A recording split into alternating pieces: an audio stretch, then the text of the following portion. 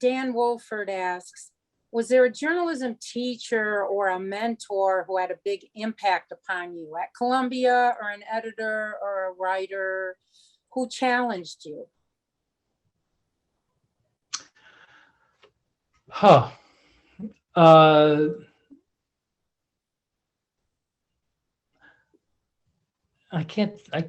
sorry to say, I can't think of one really. I mean, I think you've always been an iconoclast, Steve. You've gone your own way. well, I had a very good professor at Columbia named Richard Baker, and other people got these long end of year summaries of of what they needed to work on and what their abilities were. And what came to me on what could have been the little piece of paper from a fortune cookie, and he just said, stretch yourself. So I guess, I learned a lot from him. I think he's long gone now. Okay, let me see. So Heather Green asks, how did the book evolve? Did it end up similar to the idea you started out with when you started writing? Let's see. I'll tell you what I had in mind when I wrote this book. I had in mind writing a book like Elmore Leonard's Get Shorty, which is fun. It involves an industry, and somebody comes to that industry in turn and disrupts it. And the person who disrupts everything in Donkey Show is the most talented reporter in the book, and his name is Ruben, and he's a Mexican American who has no place to publish. And I'll return to Heather's question, but I just wanted to say the interesting thing about those times versus this times, and we forget it, is that you needed a friend with a printing press if you wanted a voice. And this guy had nobody who would print his stuff, and so he decides, and the narrative of the book follows Ruben's ambition. Ruben decides that he's going to Ruben has this idea. He's a conspiracy theorist, but a lot of some conspiracies are true. So Ruben believes that the narcos are in bed with the government in Mexico, and they're in bed with North American industry, and all the powerful players are in bed together. General Motors is directly or indirectly doing business with the narcos. That's what he believes. And he wants to prove that it's true. And so he goes into the drug business to learn it from the inside. And he has no idea about conflict of interest. He's going to expose it all. And so as far as how the book evolved, I just kept writing, and and figured that if a chapter wasn't good or if it didn't fit, I'd kill it or move it. But you had to keep writing. I had to keep writing 1,000 words a day. And if you keep doing that, you can throw out a lot, because you can, like, this book is 90,000 words. That's only 3 months of writing. So is that how you did it? You set yourself a personal goal of writing 1,000 words a day? Yeah, that's how I write every book. Ah, very interesting. And after I'm done with it, Patty, I feel like I can go out and play golf. So some days it might have taken longer than others to write the 1,000 words, I'm guessing. Oh yeah, some of them just fly, and some are really, really hard. But if you have to stick to it, and sometimes just to make yourself do it. Yeah, you have to make yourself do it and be resigned to the fact that some of it is going to be no good, and you have to throw that out.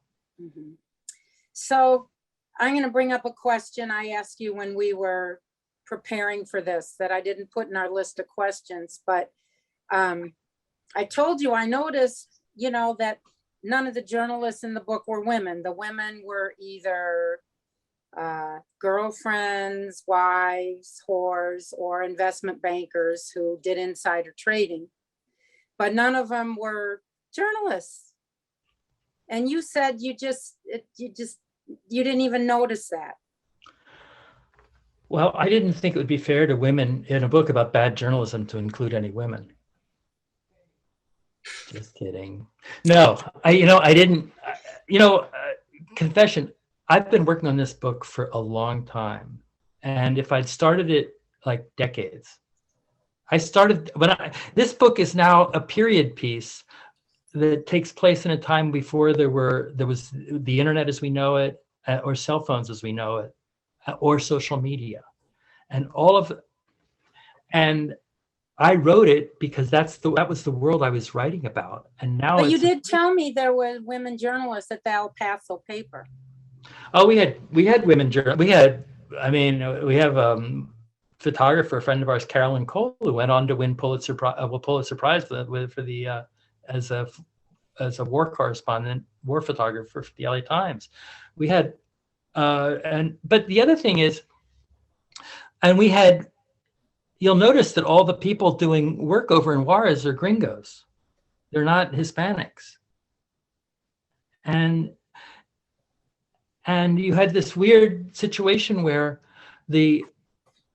some of the Hispanic journalists at the paper who spoke Spanish didn't really want to cover Mexico. They weren't that interested in it. Mexico seemed like they'd rather cover City Hall. They'd rather cover a powerful beat. City Hall was much bigger beat than Mexico. And and so this doesn't answer why I didn't have women. It just turned out that way. It probably reflects, prejudice on my part that I hadn't even noticed until you brought it up. But well, when I was in El Paso, I was just dying to get it. This is a paper. This is one of the only parts of our country where local news covers international relations, and that's what makes it such an interesting place to face the story. You've got a country that's within the same biking route, and I felt like I don't know. I lost my train of thought. Well, I think the point you were making is very interesting, that it's a local beat that's international without anybody, Yeah, what I was going to say was I was dying to get an international assignment. I wanted to cover Juarez, and I did some work on a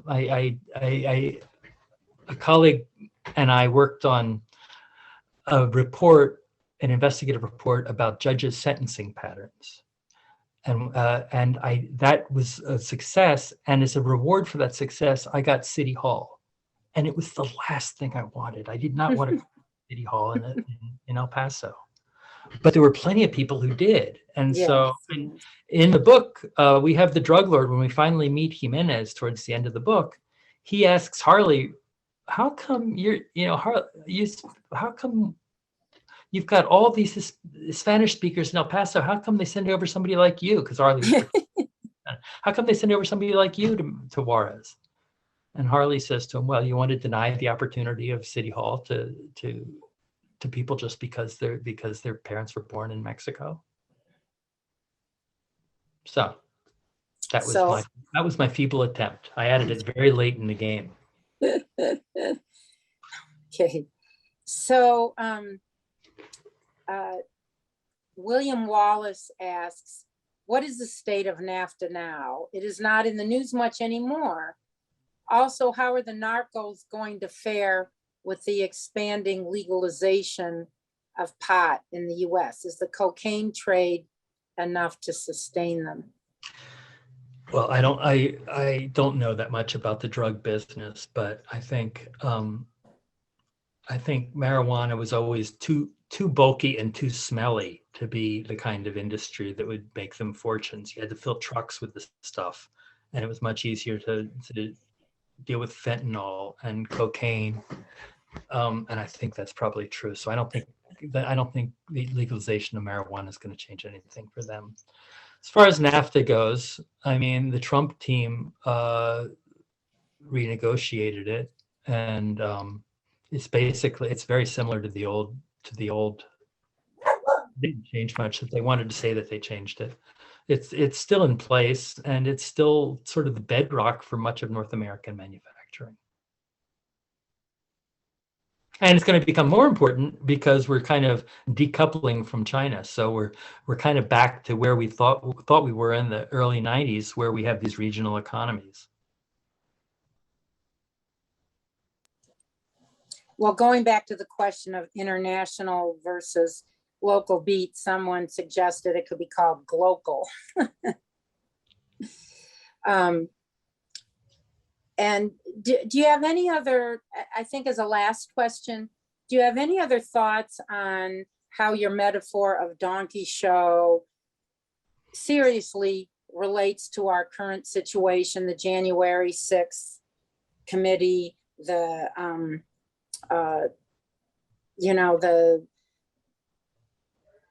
the difficulty of everybody having their own truth versus pure facts? Yeah, I mean, I think that basically we've gotten into a world where everybody can choose the myths that they want to believe, and it's extremely dangerous. And as I said earlier, this is not just a left-right thing. We all have. I mean, I have friends in New York who, if I told them that 40 towns in Texas held book burnings, or that kids in Texas go to school with automatic weapons, they wouldn't hesitate to believe it, because they're ready to believe that Texas is an extreme place, because that's one of the myths that some people believe. And so it goes both ways. People and I didn't know this when I was writing most of Donkey Show. I mean, I kind of rewrote it recently, but when I was writing it for the first time,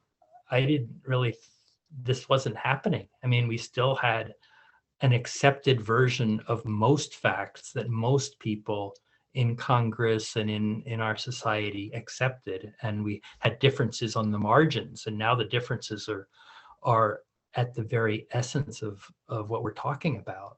And so I didn't write Donkey Show thinking about that, but I think the metaphor holds. Well, thank you very much, Steve. I really enjoyed this. And from the chat, I think a lot of people have enjoyed it. And we hope you have a bestseller on your hands. Thank you very much. If anybody and we in the look crowd forward. Hi there. We look forward to your next book. Okay. Well, thank you very much, Patty. Okay. Take care. Bye-bye. Bye-bye.